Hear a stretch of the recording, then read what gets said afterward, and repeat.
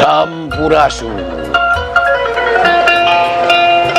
Dulur-dulur anu dilemur, baraya anu di kota, wargi-wargi anu di bumi, cunduk karena waktu, ninggang karena mangsa. Ayeuna urang tiasa patepang deui dina acara DHS Dongeng Heureuy Sunda, diasuh ku Sim Kuring Mama Arif Hidayat, kalayan ngabantun carios. Judul carita Barangna Dua, sumangga wilujeng ngadangukeun.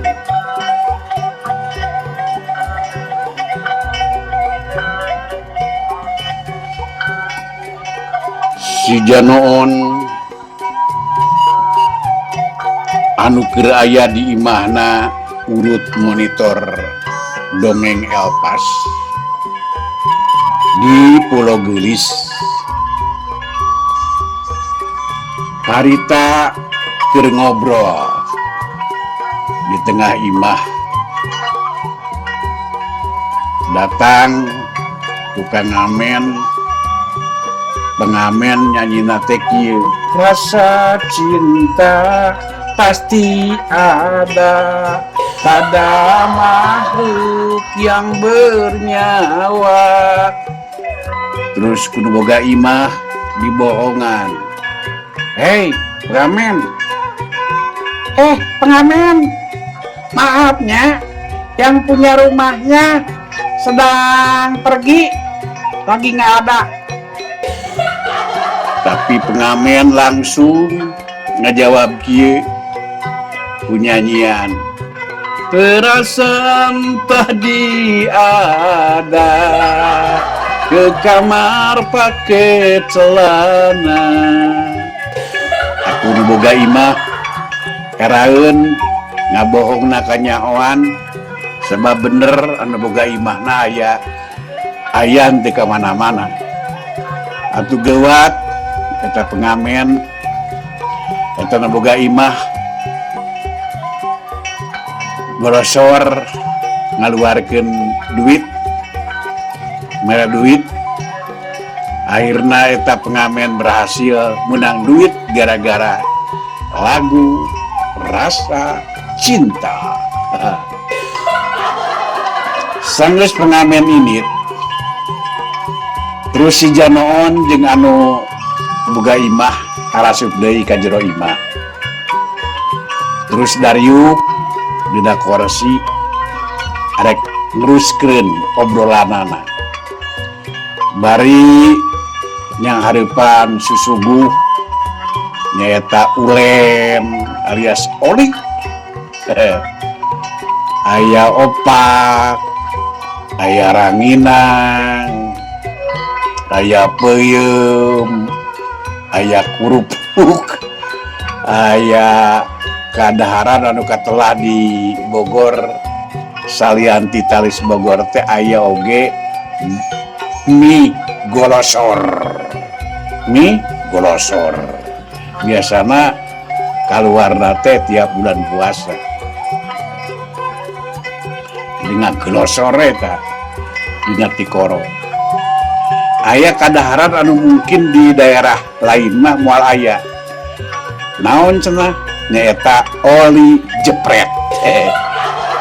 Naon ari oli jepret teh? Moal di bejaan. Maklum tukang ngadongeng, harita si Janoon bari ngariung teh, bari ngobrol teh jeung monitor, bari ngadongeng teh kieu.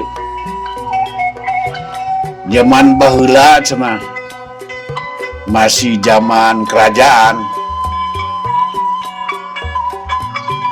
aya tukang gentong teh tampayan jek bahasa Indonesia nama. Hayang jadi jelema beunghar.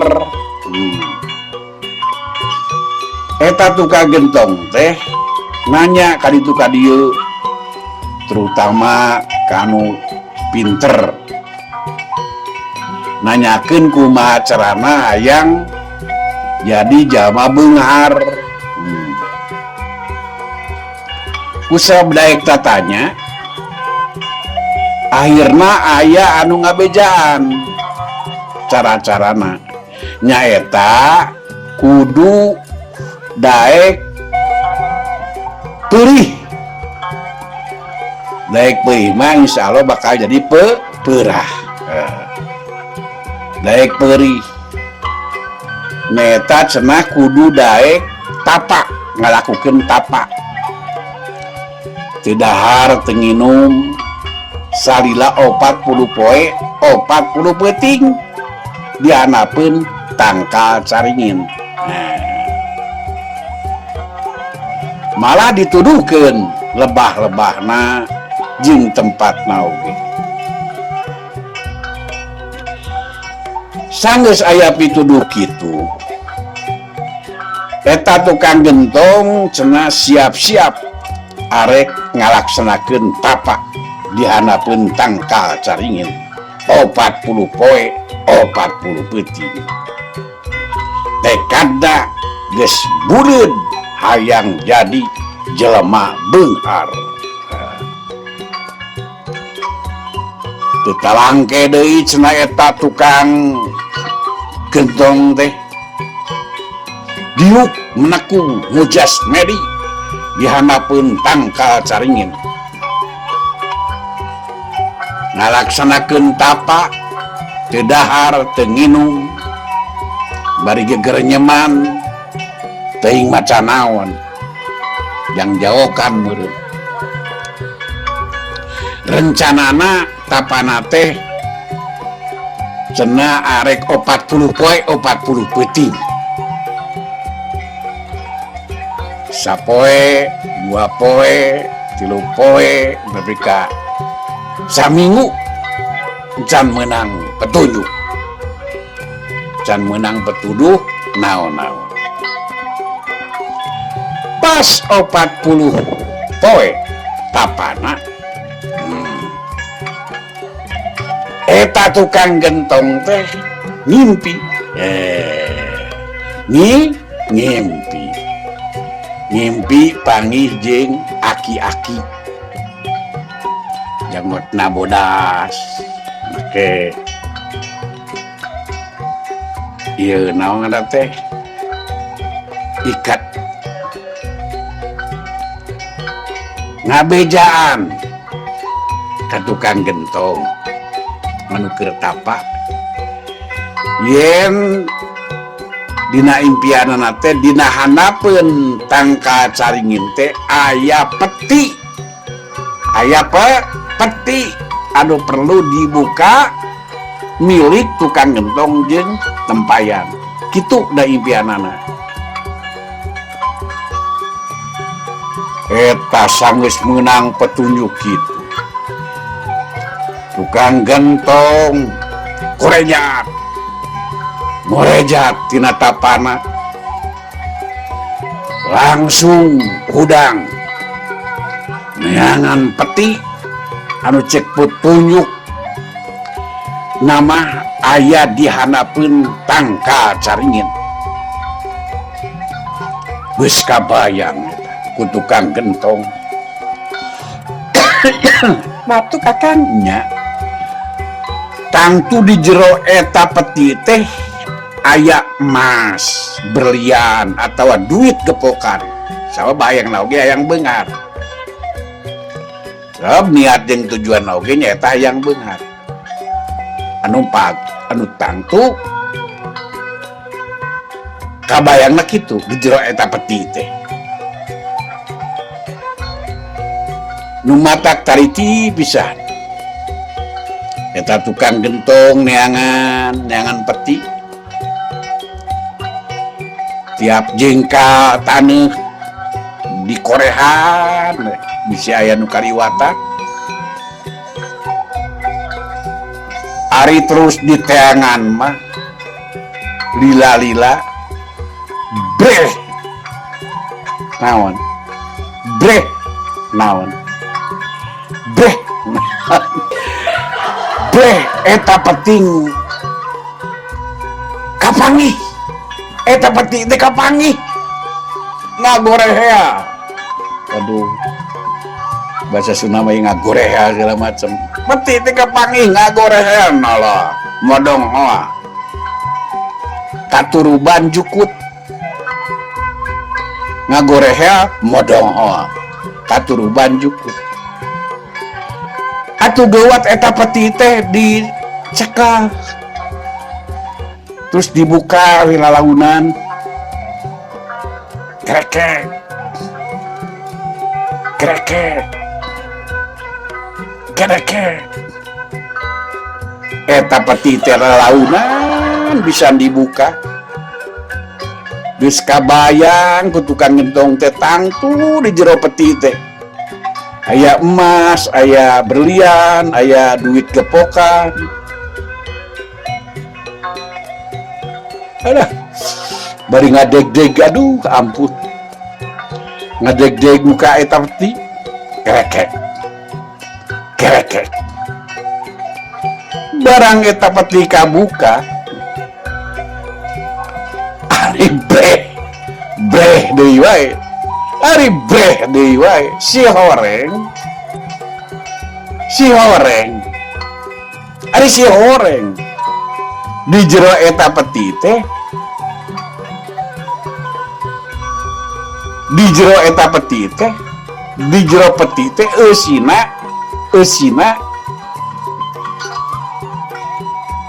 lain emas berlian lain duit gepokan tapi eusina teh barang lalaki. Hah ngajengok atuh eta tukang gentong. Hah aduh kunaon kieu cek tukang gentong colok kaget atuh kunaon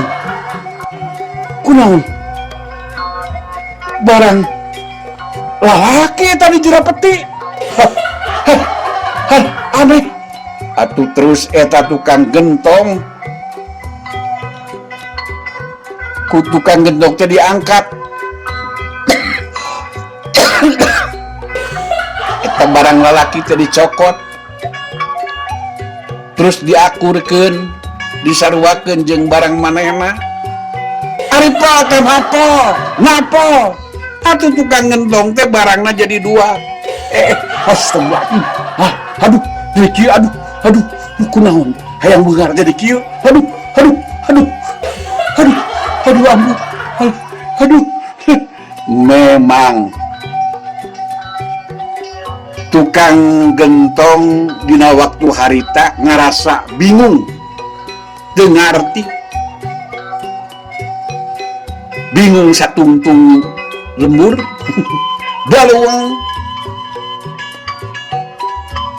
padahal caritana masih kene panjang nyaeta di zaman harita teh aya hiji kerajaan putrina di kerajaan eta teh putrina dikeresakeun barangna dua lebih ka disaemarakeun ka rakyatna sing sanu boga barang dua arek dikawinkeun ka putri raja eta.